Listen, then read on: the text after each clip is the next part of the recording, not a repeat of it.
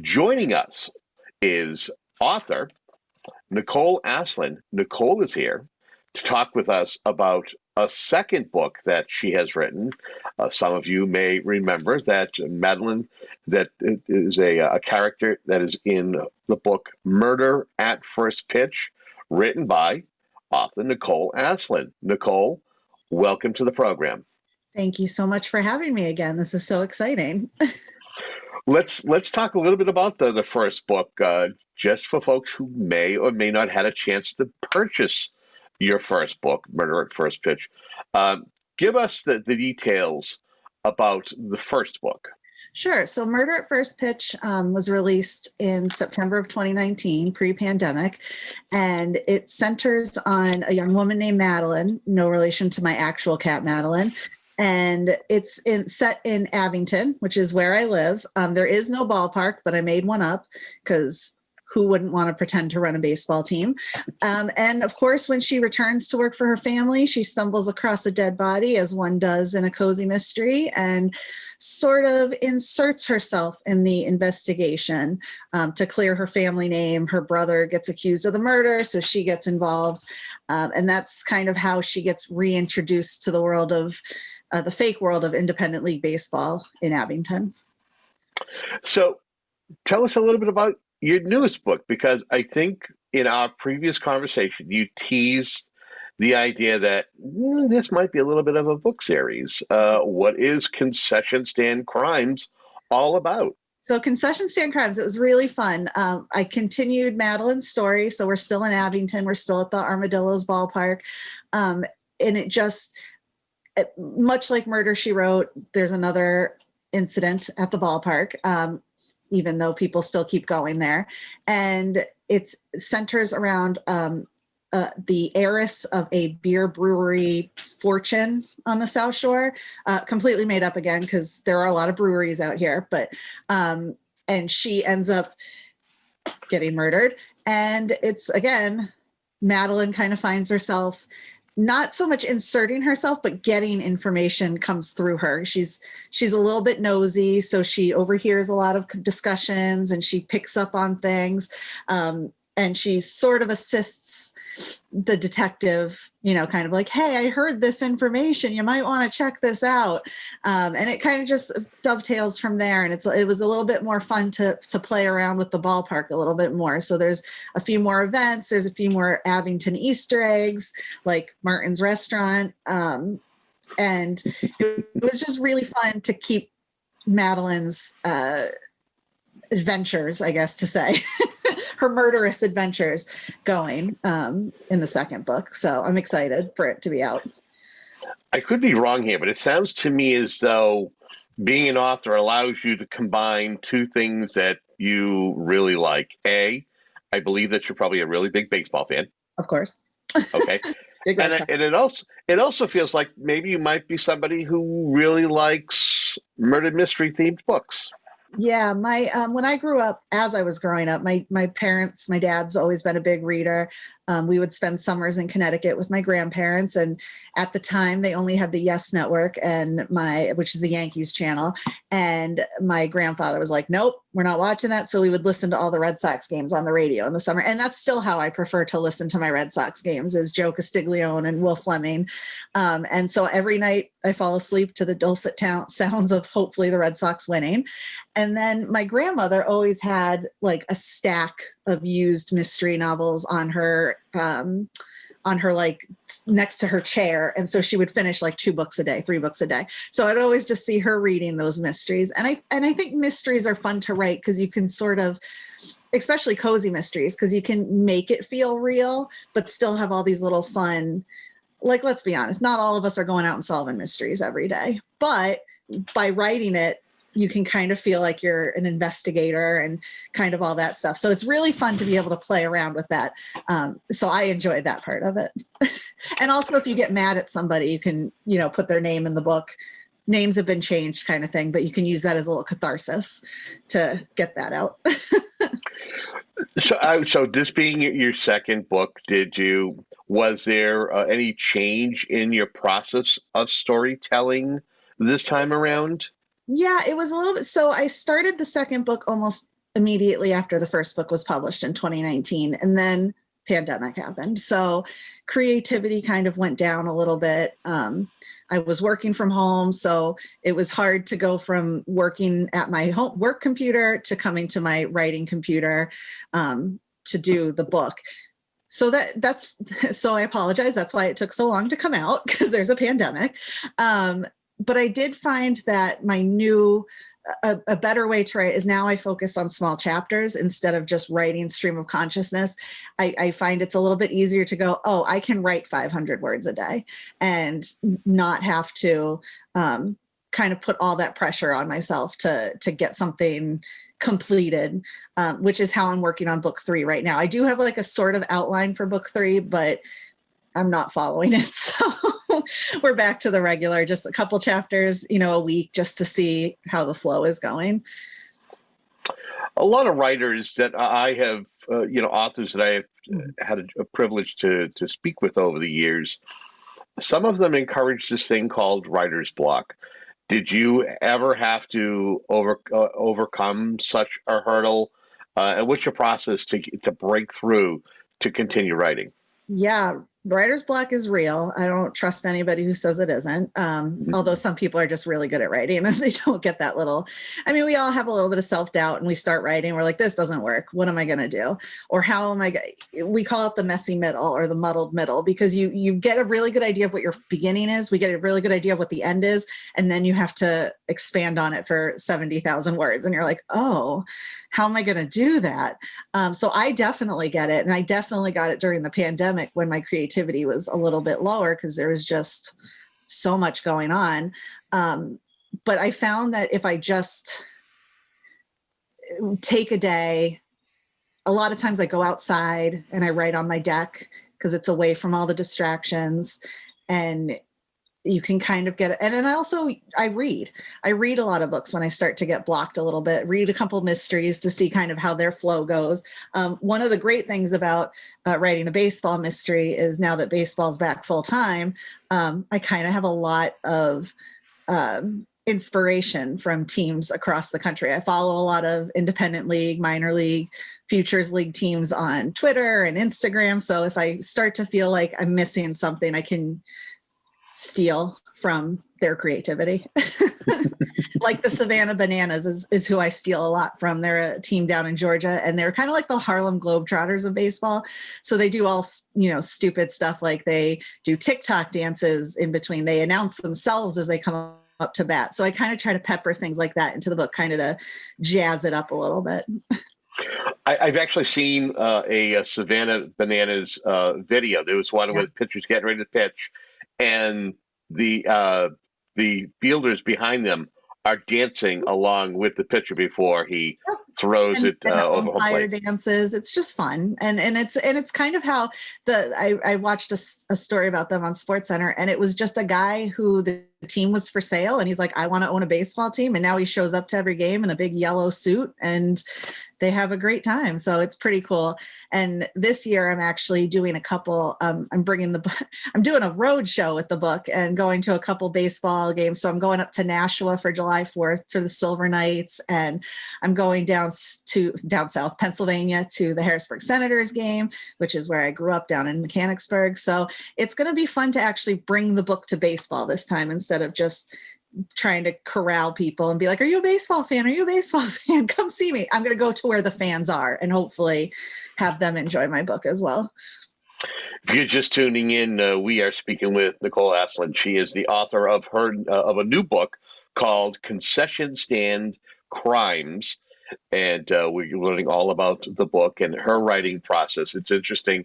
You mentioned about independent baseball. Knowing that you're a baseball fan, I'm not sure as to what era, but in the local area, the Brockton area, you get the Brockton Rocks. Yep. And are you going to do anything at the Campanelli Stadium? Seeing that there are a lot of second generation baseball players. I mean, D'Angelo Ortiz is there, Manny's son, I think Keith Folk's son. Like, whoa. Gosh, I remember watching Red Sox games when David Ortiz's son was like 5, and now he's like a real baseball player. Like, oh my God.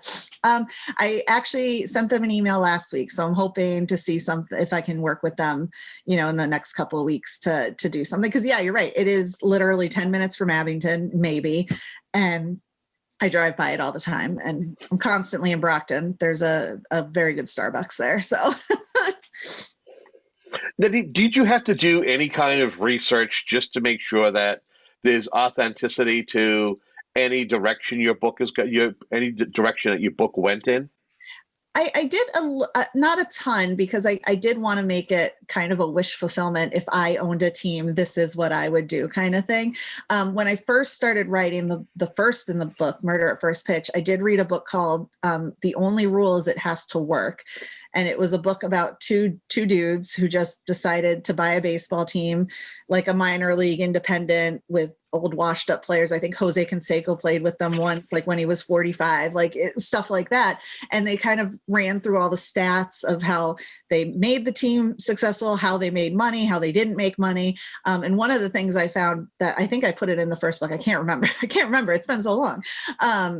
Is that they would, if you caught a foul ball or if you caught a home run ball, if you brought it to the concession stand, they'd give you $5, because they were in desperate need of balls. They couldn't afford to lose those balls. So you'd get a free hot dog, or you get $5 back. And I just thought it's so fascinating, the ways that these teams, because it is such a competitive market for your eyeballs and for your entertainment. People want to go to movies, people want to go to the pool, and they may necessarily want to sit for 9 innings in the hot sun. So I think it's really fascinating to see how these community ballparks like Brockton, like the one in Nashua, kind of keep bringing people in and provide family entertainment for, let's be real. I went to a Red Sox game on Mother's Day, and I probably spent $100 between tickets, parking, and then of course you got to get a hot dog, and then of course you got to get a souvenir. And so I think to provide that family of 4, family of however many, the opportunity, that to me really is the draw of these smaller clubs. And you get to see the stars of the future, like the Cape League. You get players that are going to be in the big leagues in 1 or 2 years, and it's free. It's amazing. That's why I hope the sport can keep. I do talk a lot about that in book 2, about how the sport, you got to keep reinventing yourself, because you got to keep competing with all the stuff that's out there. It's interesting that you say that, because when they built Campanelli Stadium and brought in, they're part of the Can-Am League, the Canadian American League that is now defunct. I think prior to the pandemic, they went belly up. They no longer ceased to operate. But if you do research independent baseball, the shelf life can be anywhere from 8 to 10 years, which means you're right. You have to be highly creative to keep the folks coming back and having Star Wars night, different little nuances to draw people to the ballpark. So, are you saying that you might have little nuggets like that somewhere as Easter eggs? Yeah, in book 2, Madeline's first big event that she's planning at the park to try to turn the tides and make sure people keep coming is an 80s night. So I took I know a lot of teams have done 80s nights where they change up the uniform, they give out like slat bracelets, a lot of day glow. I also used I think the Mix 104.1, Carson and Kennedy. I'm a big fan. And so I put them in the book too, as kind of the MCs and just like stuff like that, just to keep it fun. And also so that people, I'm going to a craft fair later and it's in the town that the book is in. So it's nice to be able to say hey, if you have something that you love about this town, I'll put it in there, because it is great to be able to throw some shine on these South Shore towns that a lot of, Boston mysteries are set in Boston or on the Cape or on the North Shore. I don't know of very many that are really South Shore focused. And hey, we got a lot of personality down here, so I got to write some books about it, Sure, exactly. And that's how I think how you gain interest, especially locally, is just putting in little things that are, maybe Wareham is known for something, or maybe Cohasset is known for something, and it somehow is in the book. let's talk about characters. We know that Madeline is kind of the anchor pin, the anchor to the book itself. Who are some of the other individuals or characters who are built around Madeline in this story? So she, of course, is very close to her family. The parents still are involved with the team. They're slowly trying to retire. So, they thought the son was going to be able to take over because, firstborn sons, all that good stuff. But he's kind of choosing a different direction. So they're like, Madeline, we want you to keep it going. So they're involved. One of my favorite characters, I know I'm not supposed to play favorites with my children, but is Eliza. She's the receptionist / best friend / sounding board. She's always been one of my favorite characters because she's very much based on a lot of the people on the South Shore that my best friend's from Pembroke. A coworker was from Pembroke, and it's just kind of that whole, she's just fun to write because she's kind of brassy and kind of just takes no guff, which all my South Shore friends just take nothing. Don't worry, they'll tell you what they think. And then there's Davis, who is the security guard or the head security person of the team, because you always have to have a cute security guard. And he's kind of the love interest / straight man for Madeline's crazy adventures and thoughts. One interesting thing is when I wrote the first book, I held a contest at one of my first events to name a character if they bought a book, and somebody did, and it's an actual Abington resident, and so I got to put her in the book as well. Her family grew up in Abington. She was in Abington for like 50 years, so she's kind of like this grandmotherly character that I'm really excited to introduce and hopefully get to bring out in more books, and just super fun that way. I will tell you the one thing that I'm a big fan of is the cover art for your books. Great cover art for your first book, Murder at First Pitch, and the second one is even more clever. Talk to us about the concept behind the cover art. I cede all credit to Don Kramer at Pandamoon Publishing. He has a really good questionnaire. Yeah, like a questionnaire that he asks before you write the book. Like, hey, what would you like? What would you not like? What colors are you looking for? All this kind of stuff. And so I think this, I'm looking at Concession Stand Crimes right now from across the room, and I'm like, I think we had a couple of discussions about it because we wanted to make sure people knew there was beer in it. And obviously we want to keep the logo of the concession of the baseball, because that's kind of the logo of the book now. And I hate saying this, he hit it out of the park. No pun intended. And he's just been amazing to work with as a cover artist. Like, I can't even imagine the graphic work that goes into it. So usually it's within 1 or 2 covers that he sends me that I'm like, that's it. Perfect. Done. See you later. And, we don't have to go back and forth a ton of times, which is really nice and exciting. Yeah, just again, you get the pulled focus on the first one with the baseball that's kind of looks as though it's really battered. But then if you look at like you mentioned beer, but then if you look at the baseball, it looks like a little smattering of blood on the baseball. I mean, these are all little hidden things if you really pay attention. It's and again, I love the font. I was going to say the font is probably my favorite because it does evoke like a program or a baseball team font, and it's just like I said, the whole team at Pandamoon's been great to work with. So I really lucked out. And it's because she's a big Red Sox fan is that I'm with them. She found me on Twitter, Zara Kramer, and she's like, I'm a big Red Sox fan in Texas and I love your book because I love baseball. I've been coaching for years and all this stuff. And so I think it's one of those, I know a lot of writers out there are like, it's so hard to get a publisher. It's so hard to get an agent, but you just have to find that right person who connects with your book, who kind of understands what you're doing. I was rejected 100 times before I got my publisher. So I feel like there is somebody out there. It's very much the same rules apply to dating as it does to getting an agent or a publisher. There's someone out there for you. It's just right place, right time, right connection. And I lucked out with Pandamoon as my connection. I think it's been awesome to work with them. Yeah, it sounds to me as though your patience, your perseverance has paid off in finding the publisher and the right partner to be able to publish these books moving forward. And also being a part of organizations like Sisters in Crime and Mystery Writers of America. I joined them before I even had the germ of an idea for a book.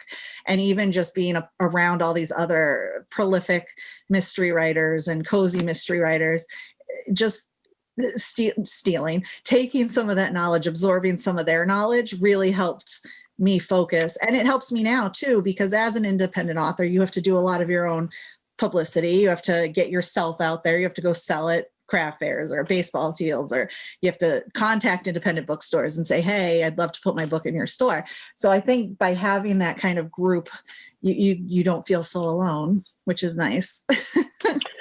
If you are just tuning in, we are speaking with Nicole Asselin. She is the author of the first book she put out, The Murder at First Pitch, and now we're giving you details about her latest book, Concession Stand Crimes. You have just right around the corner, talking is almost like it's a perfect segue. You actually have a launch party that's going to be planned for July 15th. Give us the details. It's actually July 16th. It's a Saturday, 12 to 4. Yep, 12 to 4 at the Study Hall 101 in Kingston at the Kingston Collection. It's a new library-themed restaurant bar thing. There'll be cake and there'll be snacks and there'll be books and there'll be me. The book is actually, you can actually order the paperback on Amazon right now before the release date and get it early. But the official release date, if you pre-order the Kindle, is Wednesday, the 29th of June. But you can order I've already ordered the paperback for myself and my mom. So we get the early access. But yeah, so it's going to be a launch party where I'll have both book 1, Murder at First Pitch, and book 2. And you'll get to meet me. You'll get to meet my family, which some of them are, referenced in the book in characters. You'll see some personalities. And yeah, it'd be really great to see people come out and A, check out this really cool new bar, and B, buy some books. Well, let's talk about, you've done a series of author talks. What was it like for the first book, and are you excited about planning author talks for the new book? So excited. I have been a library fanatic for my entire life. I go to the library at least once a week, even though I have a shit ton of books, a crap ton, a lot of books to read still. And one of my first events was an author talk with the Abington Public Library in October of 2019. And then of course everything shut down. So it became a Zoom author talk, which still is equally as fun because I, only have to wear clothes from the waist up and put on makeup for like 6 hours and not have to worry about it. This year, I'm actually working with the library again to do an author talk, hopefully this fall, as part of their, with the Abington Library. And if you are a library director or member, just, hit me up on my website. I love to talk, and I will talk about anything. It doesn't even have to be my book. It can be mysteries. If you are a library, we also, with Sisters in Crime, we have a speakers bureau where you can bring in multiple mystery authors at a time. And we have a really cool event called Mystery Making, and which is basically whose line it is it anyway, but for murder mysteries, we make up a mystery on the spot. So go to the SINC.org website and you can find that there, or come to my website, NicoleAsselinWriter.com, and I'll come talk to anybody. So it's worth noting, being an avid reader, for those who are out there who are tuned in, what are you reading now? Oh, so many things. I probably have about 3 Kindle books going. I'm reading a fantasy novel called City of Dusk by Tara Sim. I belong to a website called NetGalley, which is where you get advanced readers' copies of mysteries. So I'm reading the latest, it's Jennifer Ashley is the author, and it's like the Bow Lane Mysteries, where she's a cook and she solves mysteries on the side. There's another series of books. It's called A Trace of Poison. Her first book was Murder at Malwyn Hall. And so a little bit of everything, let's put it that way. The Ninth House by Leah Verdugo is another one on my list. I really would love to just read all day, but got to pay the bills. So, and got to pay for those books is really what it is if they're not library books. So So if there was a question that I haven't asked you as an author, but you feel that you want to share a little nugget, whether it's about the book or yourself, with our audience, what would you say? I would just say, if, especially to writers, don't try to write what you think people want. You have to write what you want. And like I said, the reason I wrote these two books, and hopefully the third shortly, is I love baseball. I love mysteries. I didn't have a ton in the cozy world. There's, Robert Parker writes baseball mysteries, but that's a little bit harder edged than mine. There's also a series from the 80s by a former sports writer, a woman sports writer, who wrote a couple of mysteries, but nothing in the Hallmark murder mystery genre now. So I just decided to write what I wanted. And like I said, that's how I got my publisher, which is just, she's like, I love baseball. And I've met so many women and readers who are like, this is what I've been wanting, something that kind of focuses on both of my interests. So write what you want. And like all it takes is one person to read your book, and that's it. And you'd be good to go. Again, we've been speaking with Nicole Asselin, author of her new book, Concession Stand Crimes. Again, don't forget, Study Hall 101 Kingston Collection, July 16th, and books now available on Amazon. Is that correct? That's correct. Yep. And your website as we close out our conversation. NicoleAsselinWriter.com. NicoleAsselin writer.com. Thank you so much for your time. Thank you. This is so fun. It's good to see you. Thank you so much for tuning in. And until our next conversation, have a great day.